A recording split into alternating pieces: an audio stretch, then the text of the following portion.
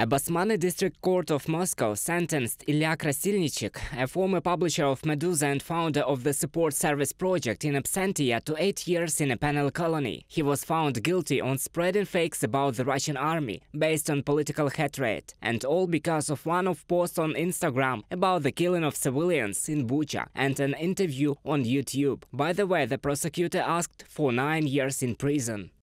The case against the media manager was initiated in the spring of 2022. In the summer, he was declared wanted in absentia. Bailiffs arrested his ruble and currency accounts, and the Basmanny court arrested him in absentia. From the Media Zona publication on Telegram.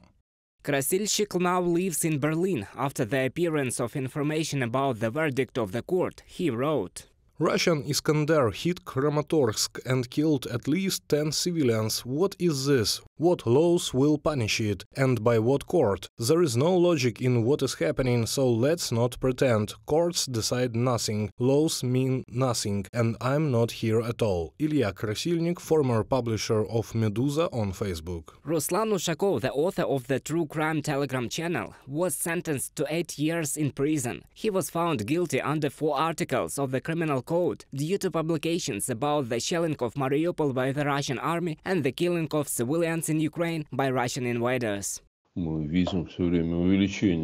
We see all the time an increase in the number of sentences to increase the terms, and gradually it becomes not enough for the Kremlin to fight those who openly oppose them. They are already starting to periodically fight those who do not speak for them. That is, they already demand an active position. This is a movement in one side. Well, it can't go anywhere. The longer this regime exists, the more cruel, the more massive the repressions will be.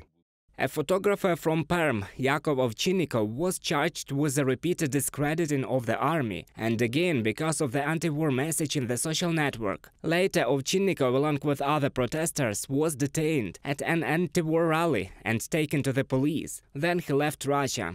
Today, my sister and nephew were interrogated at Kuybyshev Street 85, and a search was conducted in the apartment where the new owner already lives. On Thursday, the guy who bought my apartment is also summoned for interrogation. A year and a half has passed since the beginning of the agony, utter madness and rampant mass dehumanization. We have no right to remain silent. Yakov Ovchinnikov, Russian photographer, on Facebook.